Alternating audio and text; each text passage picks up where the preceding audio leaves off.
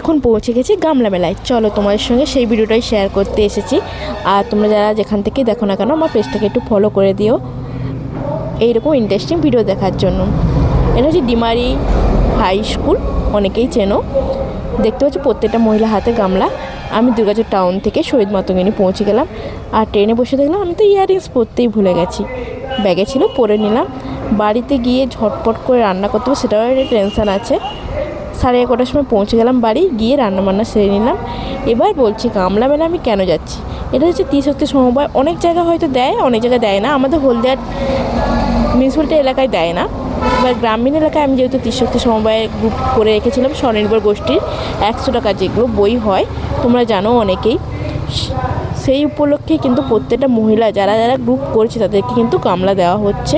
5 বছর পূরণ হলেই গ্রুপ কিন্তু একটা করে গামলা দেওয়া হয় বা কোনো কিছু গিফট প্রত্যেক বছরই দেওয়া হয়। কোনো বছর বালতি, কোনো বছর কড়া, কোনো বছর থালাও থাকে, টিফিন বক্স থাকে, যে বছর যেরকমভাবে দেওয়া হয়। এবার আমাদের গ্রুপকে এই বছর প্রথম পাচ্ছে আমাদের গ্রুপ, মানে 5 বছর পূরণ হয়েছে বলে মিষ্টি প্যাকেট।